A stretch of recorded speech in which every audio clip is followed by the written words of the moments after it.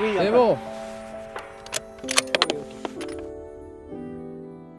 Salut tout le monde, bienvenue dans une nouvelle vidéo des armes et la science by Jérémy. Je vous propose aujourd'hui une vidéo où on va développer une charge pour la chasse, pour la carabine Bergara Wilderness qui est derrière moi en calibre 6.5 PRC. C'est un calibre que je n'ai jamais rechargé, donc on va pouvoir découvrir ça ensemble. Mon objectif, il est très simple, c'est donc de développer une munition pour la chasse, donc on va chercher une certaine létalité jusqu'à 500, 550 mètres à peu près, c'est les distances maximales auxquelles je vais pouvoir engager. Pour ça, on va chercher un groupement qui va tourner aux alentours des 3/4 de MOA ou en dessous, et on va chercher une régularité de vitesse avec un écart type inférieur à 3 mètres par seconde. L'objectif étant d'avoir des trajectoires qui sont répétables et qui sont fiables pour avoir un tir létal propre. Pour ça, on va récupérer les étuis que j'ai tirés lors des premiers essais avec la carabine, à savoir que quand j'ai acheté la carabine, je l'ai acheté avec des munitions Norma Bond Strike qui étaient fournies avec, donc pour ça, on va donc récupérer ces étuis Norma. Pour ceux qui n'ont pas vu la carabine et la présentation de la carabine, il y a un lien dans la description qui vous permettra d'aller jeter un petit coup d'œil à cette carabine plus en détail. Ce n'est pas l'objet de la vidéo d'aujourd'hui. Aujourd'hui, on va faire une charge qui fonctionne pour la chasse. Allez, on va aborder le développement de charge en lui-même, et pour ça, on doit d'abord sélectionner les composants qu'on va utiliser pour ce développement de charge. Bon, et c'est là que ça commence un petit peu à coincer, c'est que déjà, pour un projectile donné, notamment les 143 grains ELDX de chez Hornady, les tables, entre les tables proposées par Vitaviori et les tables de Quick Load ne concordent pas du tout. Il y a vraiment des gros écarts, et donc je vais faire des escaliers de charge de manière assez précautionneuse, parce que je ne sais pas qui des deux dit la vérité. Donc l'idée, c'est qu'on va faire un développement de charge avec 3 poudres différentes. On va chercher à trouver quelque chose avec de la N165, de la N160 et de la N565. L'objectif étant d'atteindre des vitesses aux alentours des 870 mètres par seconde. Je suis pas à 10 mètres par seconde à dire, mais c'est la zone que j'aimerais atteindre. Pourquoi ? Parce que pour moi, si on est plus lent, ça n'a pas d'intérêt d'avoir un 6.5 PRC, autant avoir un 6.5 Creedmoor, parce que le 6.5 Creedmoor est capable d'atteindre des vitesses de 830-840 mètres par seconde, avec du 143 grains. Donc si on atteint ce genre de vitesse avec un PRC, bah, c'est qu'on s'est un petit peu trompé de calibre, ça fait brûler beaucoup de poudre pour des vitesses assez anecdotiques. Donc voilà, mon objectif c'est 870 mètres par seconde dans ces environs, et si on peut plus, tant mieux, mais voilà, après je suis pas à 10 mètres par seconde à dire. Pour ce qui est du choix du projectile, j'ai déterminé que le 143 grains ELDX de chez Hornady était le projectile qui collait le mieux à mon cahier des charges, parce que mon cahier des charges c'est de pouvoir tirer grosso modo de 100 à 500 mètres. Et c'est l'un des rares projectiles où est-ce qu'on a vraiment une vraie étude qui a été faite par Hornady sur la déformation du projectile à de vastes plages de vitesse. Et donc l'idée étant que la vitesse résiduelle à 500 mètres de mon tir, bah, tout simplement la vitesse est faible, et donc il faut quand même que le projectile travaille correctement à assez basses vitesses, et en l'occurrence c'est le cas d'après ce qu'annonce Hornady. En plus de ça, j'ai un petit peu d'expérience déjà avec ce projectile, donc je confirme, ça fonctionne plutôt bien. Au niveau des étuis, je vous l'ai déjà dit, on va recycler les étuis Norma des munitions manufacturées qu'on a tirées au début, et pour terminer les amorces, on va utiliser des amorces RWS 5333, qui sont des amorces Large Rifle Magnum, étant des amorces qu'on arrive à trouver de temps en temps en ce moment sur le marché des composants, le marché qui est un peu à sec en ce moment, mais j'ai réussi à mettre la main sur quelques milliers d'amorces dans cette référence-là, donc on va les mettre à contribution pour ce développement de charge. Donc ce que je vous propose, c'est qu'on va faire maintenant un escalier de charge avec les 3 poudres que j'ai citées précédemment, l'idée étant d'attaquer de manière assez précautionneuse pour pas se mettre en danger, puisque Quick Load et les tables se contredisent, donc on va y aller step by step, tranquillement, sans prendre de risques. Donc pour ça, on va faire notre premier rechargement.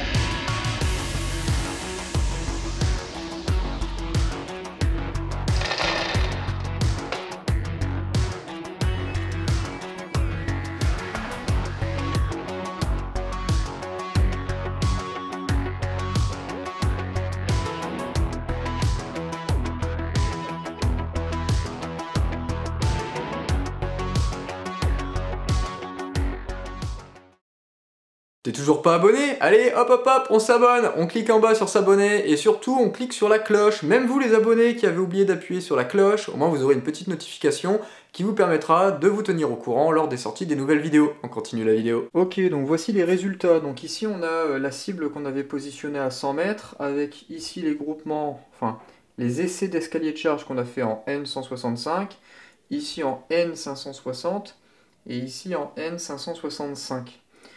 L'objectif de ce qu'on va chercher, on va chercher des balles successives qui se touchent ou qui sont très proches les unes des autres. Prenons l'exemple ici, 3,45 g, 3,47 g, les deux sont très proches.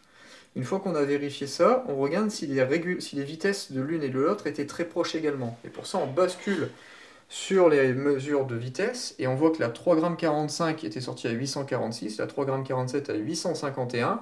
Ici, il y a une zone qui est prometteuse. Alors, elle est un petit peu lente par rapport à mon cahier des charges, parce que je voulais 870 mètres par seconde. Mais bon, pour 20 mètres par seconde, on va quand même faire un test dans cette zone-là. Donc ça, c'est un premier essai. Donc on va se claquer pile poil au milieu. Donc on fera un essai à 3,46 g de N565. Ensuite, quand on analyse la N560 ici, bon, 3,40 g, 3,42 g sont plutôt proches, 3,45 g aussi. Sauf que quand on regarde les vitesses, 3,40 g, 3,42 g, 3,45 g, il y en a partout, quoi. 841, 863, 873, c'est pas du tout régulier. Ça me plaît pas trop, ça. Quand on regarde les autres, c'est pareil. 47, 50, 53, sauf que voilà, 47, 50, 53, ça grimpe quand même sacrément vite en vitesse. Et ensuite, j'étais en surpression sur ces charges-là que je n'ai pas du tout tirées. Donc là, en plus, je suis vraiment assez haut au niveau de ce qui est capable d'accepter le calibre. Donc pour moi, ça, N560, c'est mort, il n'y a rien à en tirer. Si on regarde la N565, c'est beaucoup plus prometteur. Alors quand on regarde ici, on a des balles qui sont très proches les unes des autres. Hein. On a la 3,57 g, 3,60 g de N565. Sauf que 57 et 60, c'est pareil. C'est pas mal au niveau des régularités des vitesses. Donc il y a peut-être un petit quelque chose à aller chercher ici au milieu. Là, un petit 3,58 g, 59, ça peut être pas mal. Et il y a une deuxième zone qui me plaît beaucoup. C'est 3,63 g ici, 65, 67. Vous voyez, elles sont vraiment très proches les unes des autres. Et quand on rebascule sur les vitesses, 3,63 g, 870. Allez savoir pourquoi il ne m'a pas pris la 3,65 g, mais il m'a pris la 3,67 g, qui est à 876. Donc là, on a une large zone où en plus, on a l'air d'avoir des vitesses qui se touchent. Donc ça me plaît vraiment bien. Ça a l'air d'être très large, très souple. Donc je vais essayer de viser en plein milieu. Je vais essayer aussi de développer 3,65 g de N565. Donc maintenant qu'on a déterminé ça, donc on a plusieurs essais à faire, en N165 et en N565, et on va chercher à trouver si effectivement ces zones que j'ai observées se concrétisent par des bons groupements et des bonnes régularités de vitesse. Donc pour ça, on retourne à l'établi de rechargement et on va faire des nouvelles munitions. Maintenant, c'est 3,58 g de N565.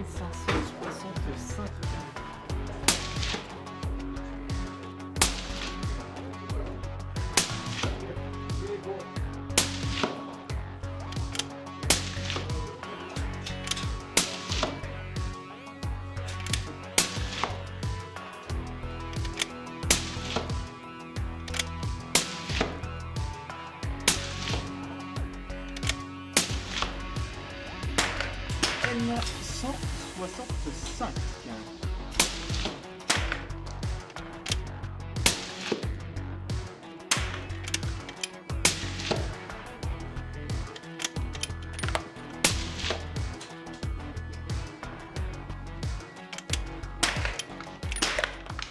Alors, du coup, on a essayé donc 3,58 g de N565. J'ai fait deux essais différents parce que ces trois munitions-là, c'est les recyclages des étuis que je n'ai pas tirés parce qu'ils étaient en surpression.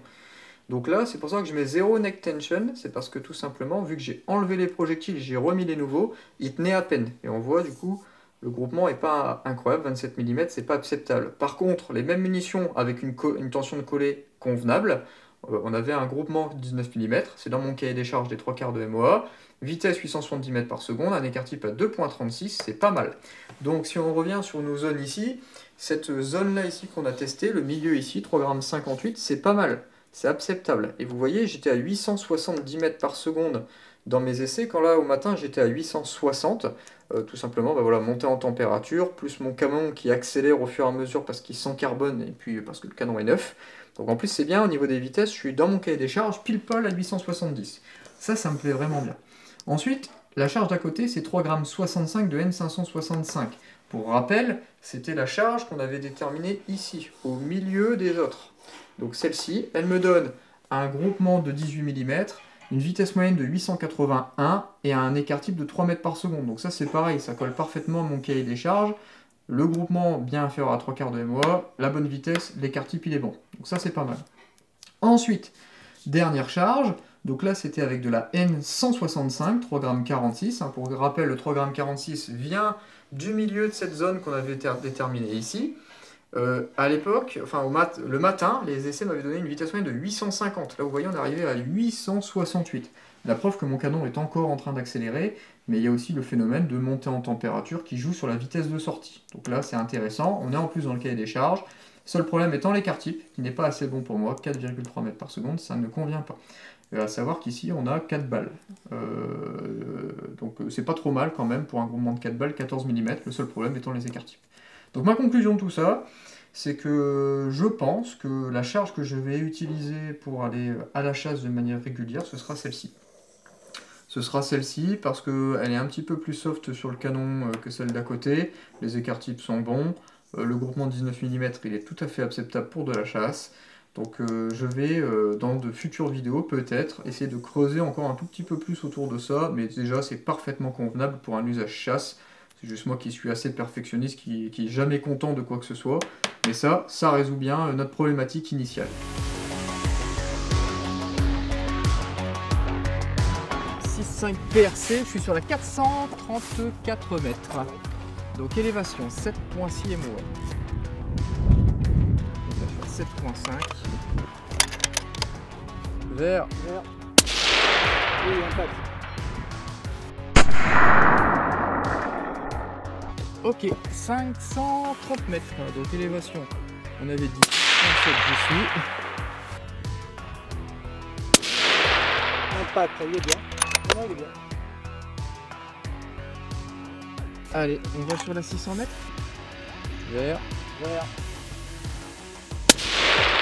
Oui, C'est impact. bon. Allez. Donc 700 mètres, 17 MOA. Ok.